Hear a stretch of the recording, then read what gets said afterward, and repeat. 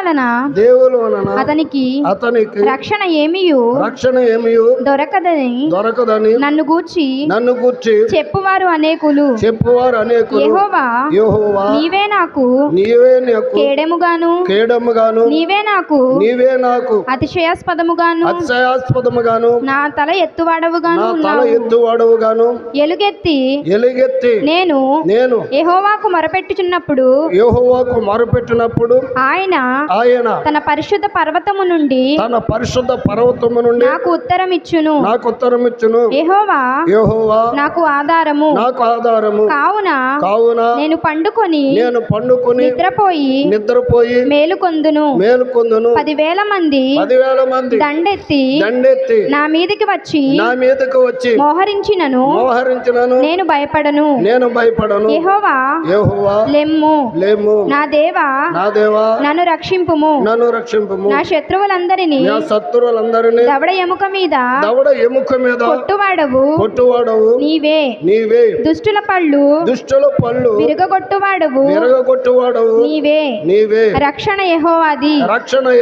నీ ప్రజల మీదికి నీ ఆశీర్వాదము వచ్చునుగాక. దేవుడు వాక్యం దీవించునుగాక. ఆమె దయచేసి అందరూ కూడా కూర్చో.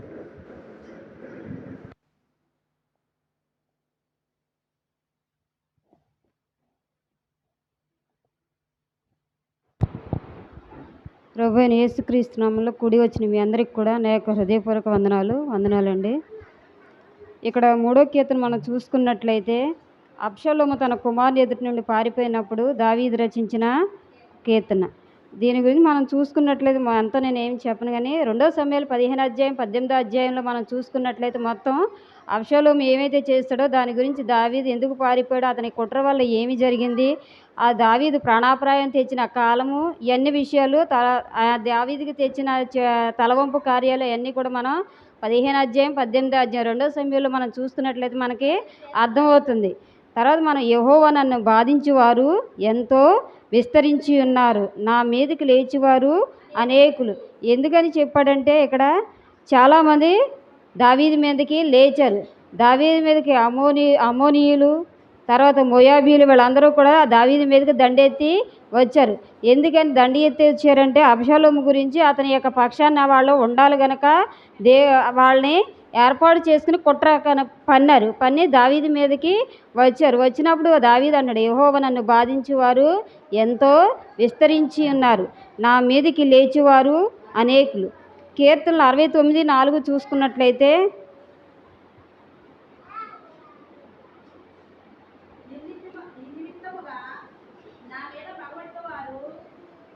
చాలు 69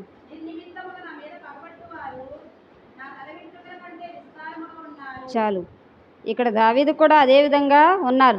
నిమిత్తగా నా మీద పగబట్టువారు తల వెంట్రుకల కంటే విస్తారంగా ఉన్నారు. కానీ దావీదు అక్కడ ఒక్కడే అయినప్పటికీ అనేక మంది శత్రువులు ఉన్నారు, అనేక విధాలుగా అతన్ని బాధ పెట్టారు. అయినప్పటికీ కూడా దావీదు ఏమీ భయపడలేదు.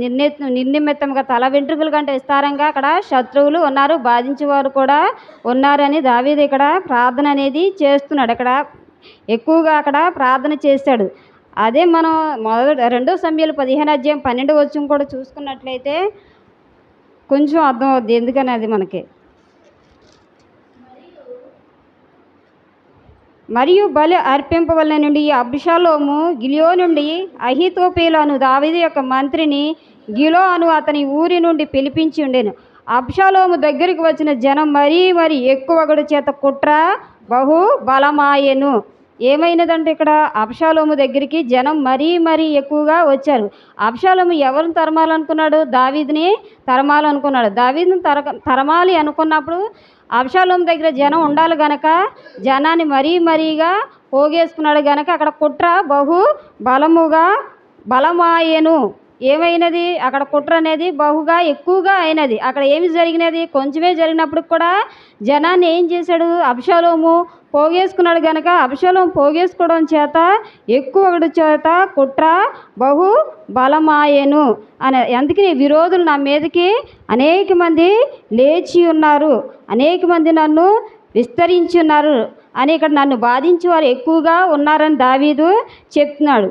అదే 2వ వచనం చూసుకున్నట్లయితే దేవుని వలన అతనికి రక్షణ ఏమీయూ దొరకదని నన్ను గూర్చి చెప్పువారు అనేకులు. దేవుని గురించి దేవుని నమ్మకం వల్ల రక్షణ ఏమీ లేదని యోబును కూడా మనం ఒకసారి ఆలోచించుకున్నట్లయితే అతనికి కలిగిన బాధలు హింసలు అన్నిటికి కూడా అందరూ కూడా దేవుని వల్ల నీకు ఉపయోగం ఏముంది, దేవుని నమ్మి నువ్వేం చేస్తున్నావు, నీ నీతిని విడిచిపెట్టినట్టు దేవుడు నిన్ను బాగు చేస్తాడు, నీకు రక్షణ అనేది దొరుకుతుందని యోబుని అదేవిధంగా బాధించారు. తన వారే తనని బాధించారు. దావీదును కూడా ఎవరో బాధించలేదు, తన వారే తనని బాధించారు. యోబుని కూడా అదేవిధంగా అందుకే 2వ వచనం దేవుని వల్ల అతనికి రక్షణ ఏమీయూ దొరకదని నన్ను గూర్చి చెప్పేవారు అనేకులు. యెహోవా నీవే నాకు కేడెముగాను, నీవే నాకు అతిశయాస్పదముగా నా తల ఎత్తువాడవుగాను ఉన్నావు.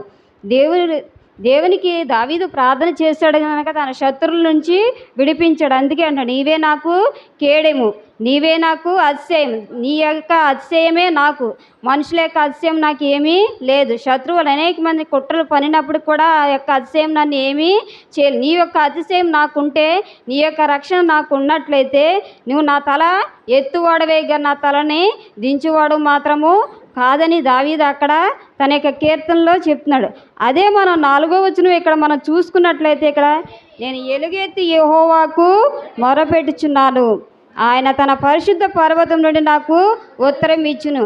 ఇక్కడ మనం 4వ వచనంలో చూసుకున్నట్లయితే అక్కడ మనకి మూడు విధాలుగా ఒకటి ఏంటంటే అంగలాచుట. అదే వచనంలో మనం 3 విషయాలు మనం తెలుసుకోవచ్చు. ఒకటి అంగలాచుట, తర్వాత ప్రార్థనా ఫలితం, తర్వాత పరిశుద్ధ పర్వతం. ఎప్పుడైతే దావీదు ఎలుగెత్తి ప్రార్థన చేశాడో, అక్కడ అంగలార్చి ప్రార్థన చేశాడో ఆ ప్రార్థన ఫలితం అక్కడ దక్కింది. ఆ ప్రార్థన ఫలితం వల్ల పరిశుద్ధ పర్వతం ఎక్కడానికి ఆయనకి అవకాశం అనేది ఒక వచనంలోనే మనం 3 విధాలుగా మనం ఆలోచన చేసుకోవచ్చు. ఎలుగెత్తి యెహోవాకు నేను మొరపెట్టుచున్నాను, ఆయన తన పరిశుద్ధ పర్వతం నాకు ఉత్తరం.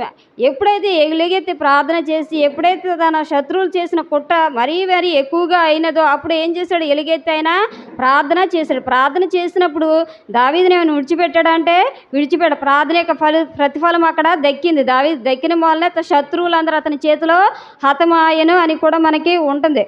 మనం చూసుకున్నట్లయితే ఒక్క వచనం మీకు చూపిస్తాను.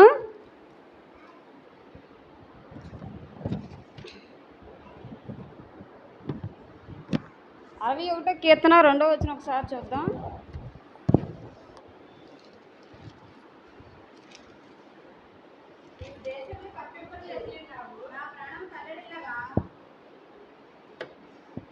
చదువమ్మా.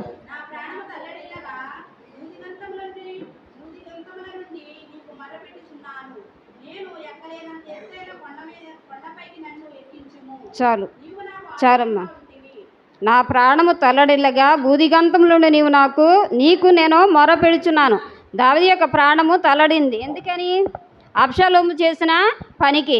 అబ్షాలోము ఏం చేసి జనాన్ని అక్కడ అమోరీయుల్ని మోయాబీయుల్ని వీళ్ళందరినీ పోగు చేసుకుని కుట్ర మరీ ఎక్కువగా చేశాడు కనుక అక్కడ ఏమైనది, అందుకే అంటున్నాడు ఏమని, నా ప్రాణము తల్లడెల్లగా బూదిగంతాలుగా అడుగుకి నా ప్రాణం వెళ్ళినప్పుడు నీవు నా మొరను నీవు ఆలకించావు, అంగీకరించావు గనక నేను ఎక్కలేనంత ఎత్తైన కొండ మీదకి నీవు నన్ను పరిశుద్ధ పర్వతం మీదకి నీవు నన్ను ఎక్కించావు అన్నాడు.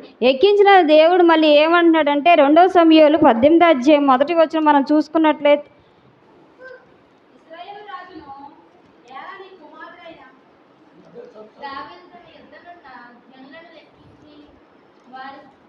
వారి మీద సహస్రాధిపతులను శతాధిపతులను నిర్ణయించి జనులను 3 భాగములుగా చేసి యోవాబు చేతి క్రింద ఒక భాగమును, సెరూయ కుమారుడకు అబ్షీపైను యోవాబు సహోదరుని చేతి క్రింద ఒక భాగమును, గిత్తీయుడైన ఇత్తాయి చేతి క్రింద ఒక భాగమును ఉంచెను.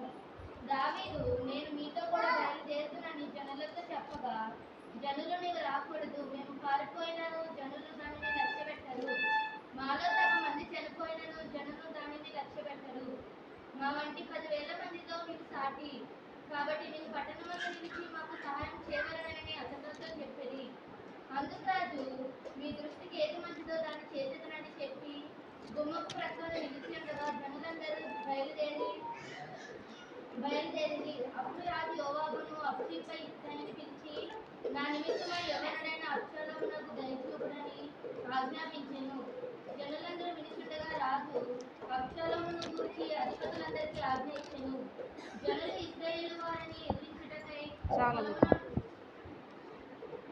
రెండో సమూయేలు 17వ అధ్యాయము మొదటి వచ్చిన దావీదు అలసట బలహీనముగా ఉన్నాడు గనుక నేను అతని మీద పడి అతన్ని బెదిరించిన ఎడ అతని యొద్దనున్న జనులందరూ పారిపోదురని అబ్షాలోము అనుకున్నాడు. ఎందుకంటే అబ్షాలోము దగ్గర నుంచి అక్కడ దావీదు పారిపోయినప్పుడు దావీదు ఏమంటాడు, అలసట బలహీనంగా ఉన్నాడంటే. ఎందుకని అక్కడ శత్రువులు తరుముచున్నప్పుడు అక్కడి నుంచి ఆయన పారిపోయినప్పుడు కొంచెం అలసట అనేది కలిగింది. అక్కడ బలహీనపడి ఉన్నాడు కనుక అతను మనం ఏం చేయాలనుకున్నారు, వాళ్ళు బెదిరించాలి అనుకున్నారు. అతని ఎదురుని జనులందరూ పారిపోదురు. ఎందుకంటే దావీదు దగ్గర ఇశ్రాయేలు ప్రజలు ఉన్నారు, వాళ్ళందరినీ కూడా చెదరగొట్టాలి అనుకున్నారు. వీళ్ళందరూ కూడా అమ్మోనీయులు, మోయాబీయులు వీళ్ళందరూ కూడా ఎందుకని వాళ్ళ కుట్ర పన్నారు కనుక అది అధికంగా చేసుకోవడం జనాన్ని వాళ్ళు అక్కడ వాళ్ళ గుంపును అనేది తయారు చేసుకున్నారు. ఆ గుంపు నుంచి తయారు చేసుకున్న దావీదు పారిపోయాడు. అలసట అనేది అక్కడ చెంది అతను పారిపోయినప్పుడు అతను ఒంటరిగా ఉన్నాడు. ఇతను మనము ఏదైనా చేయొచ్చు, మనం ఏది చేసినప్పుడు కూడా ఇతను బలహీనంగా ఉన్నాడు కనుక మన చేతికి చిక్కుతాడు అనుకుని వాళ్ళు ఆలోచన చేసి ఉన్నారు కనుక ఇక్కడ ఏమంటున్నాడు, నీవు వెదికి మనిషి నేను పట్టుకున్న జనులందరూ వచ్చి నీతో సమాధాన పడుదురు గనక నీ చిత్తమైతే నేను 12,000 మందిని ఏర్పరచుకుని ఈ రాత్రి దావీదుని తరిమి పట్టుకుందును. ఎంతమందిని మళ్ళీ గుంపుగా 12,000 మందిని అక్కడ నేను తయారు చేసుకుంటాను, నీవు దావీదుని తరిమి పట్టుకో. ఈ బోధ అబ్షాలోమునకు ఇశ్రాయేలు వారి పెద్దలందరికీ కూడా యుక్తంగా ఉన్నది. ఎందుకని చెడ్డ పని చేస్తున్నాం కనుక ప్రజలందరికీ కూడా ఏమైనది, అక్కడ ఇశ్రాయేలు దావీదు పక్షంగా ఉన్నారేమో అనుకున్నాం. కానీ వాళ్ళ పెద్దలు ఏం చేశారంట, అబ్షాలోము పక్షాన చేరినప్పుడు వాళ్ళకి అది ఇష్టమైనది, యుక్తంగా ఉన్నదంటే ఇష్టమైనది. ఎందుకని దావీదుని చంపాలి అనుకున్నారు, దావీదుకి చెడు చెయ్యాలి అనుకున్నారు. అబ్షాలోము పక్షాన వీళ్ళందరూ చేరి కూడా దావీదు దగ్గర ఉన్న పెద్దలు కూడా ఏం చేశారా, అబ్షాలోముకే సపోర్ట్గా ఉన్నారు కనుక ఆయన నీవు మమ్మల్ని వెంబడించు, దావీదుని మేము తరిమి పట్టుకుంటామని ఆలోచన అనేది చేశారు. ఆలోచన చేసినప్పటికి కూడా ఏమన్నా వీళ్ళందరినీ అక్కడ చేసినప్పటికి కూడా అదే అంటున్నాడు కదా, కీర్తనలు 27వ అధ్యాయం 3వ వచనం చూసుకున్నట్లయితే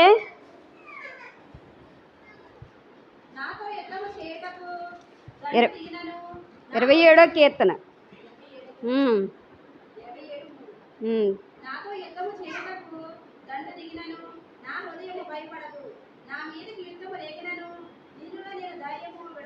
చాలు. నాతో యుద్ధం చేయటకు దండు అనేది అక్కడ దిగినప్పుడు కూడా దావీదు ఏం చేయడు, నా హృదయం ఏమీ కూడా భయం అనేది లేదు, నా ధైర్యం నేను విడిచిపోను. యుద్ధము రేగినను ఎక్కువ అయినప్పటికీ కూడా నేను ధైర్యము విడవకుందును. దేవుని యొక్క సన్నిధిలో ఉన్న దావీదు ఏమంటున్నాడు, ఎంతమంది ఉన్నప్పటికీ కూడా అందరూ ఏది చేసినప్పుడు నేను ధైర్యాన్ని విడవను, దేవుని సన్నిధిలో భయం అనేది నాకు లేదు, మీరు ఏ విధంగా చేసుకున్నప్పుడు నేను ధైర్యాన్ని విడిచిపెట్టను. ఎందుకంటే దేవుని పక్షంగా మనం ఉన్నాం కనుక దేవుడు సహాయం చేసే దేవుడు. అందుకే అంటున్నాడు 7వ కీర్తనలో అంటున్నాడు, యెహోవా లేము, నా దేవా నన్ను రక్షింపుము, నా శత్రువులందరినీ దవడ ఎముక మీద కొట్టువాడవు నీవే, దుష్టుల పళ్ళు విరగొట్టువాడవు నీవే. 2వ సమూయేలు 8వ అధ్యాయం 1వ వచనం మనం చూసుకున్నట్లయితే అక్కడ చెప్తాడు, యెహోవా లెమ్ము అంటున్నాడు కదా. ఎందుకు లెమ్ము అంటున్నాడంటే వీళ్ళందరూ నా మీదకి వచ్చారు, నువ్వేం చేస్తున్నావు, నేను నీ సన్నిధిలో ప్రార్థన అనేది చేస్తున్నాను, అంగలారుస్తున్నాను, నీవు నాకు సమాధానం ఇయ్యి అంటాడు. అక్కడ సమాధానం ఇచ్చాడు దావీదుకి. 8వ అధ్యాయం 1వ వచనం ఒక్కసారి చూడండి.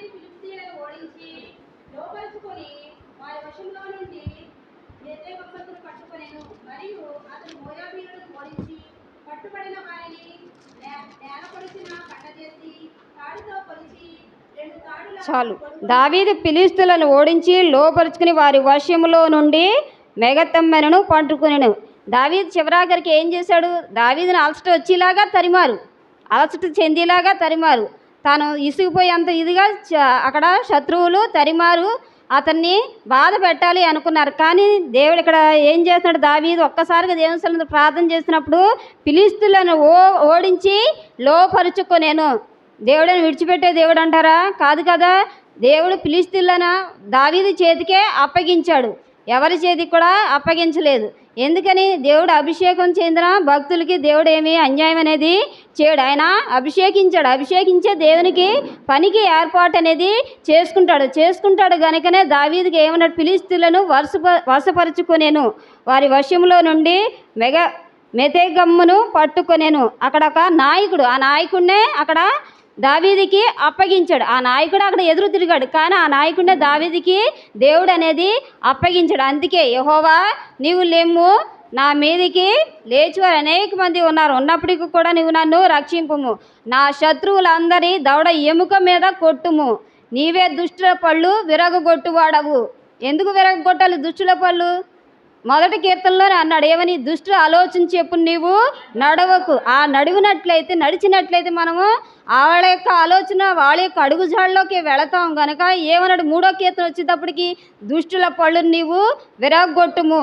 అక్కడ దుష్టులు అనేక మంది ఉన్నారు, వాళ్ళందరి పళ్ళు విరగొట్టి దావీదుకి వాళ్ళని వశపరిచాడు.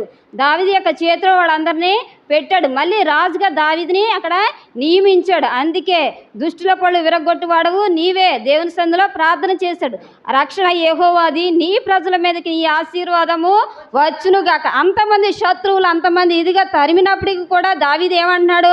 నీ ప్రజల మీదకి నీ యొక్క ఆశీర్వాదము వచ్చునుగాక అన్నాడు. కానీ చెడు తలంపు అనేది అక్కడ అనేది దావీదు తలంచినప్పటికీ, దావీదు వశపరుచుకున్నప్పటికీ కూడా దేవుడు ఏం చేశాడు? హెచ్చించాడు. ఎందుకని? ఆయన తగ్గించుకుని దేవుని సన్నిధిలో ప్రార్థన చేశాడు కనుక తన యొక్క శత్రువులను తన చేతికి అప్పగించి మళ్ళీ దావీదు ఏం చేశాడు? నీ యొక్క ప్రజల మీదకి ఆశీర్వాదము వచ్చునుగాక అని దీవించాడు. ఆశీర్వాద వచనాలను అక్కడ పలికడే 3వ కీర్తన మనకి తెలియజేసింది. ఎప్పుడు కూడా మన దుష్ట ఆలోచన మనం చెడగొట్టాలి, కానీ వాళ్ళ ఆలోచనకు మనం ఏకీభవించినట్లయితే దేవుడు చూచే దేవుడు కాదు. మోసపోకుడు దేవుడు, వెక్కిరింపబడు దేవుడు. మనుషులు మనం ఏదైనా చేయొచ్చు, కానీ దేవుని యొక్క దాసులు మనం ఏమీ కూడా చేయలేమని ఇక్కడ మనకి 3వ కీర్తన ద్వారా దేవుడు నన్ను కూడా హెచ్చరించున్నాడు. దేవుడు హెచ్చరికను దీవించును గాక.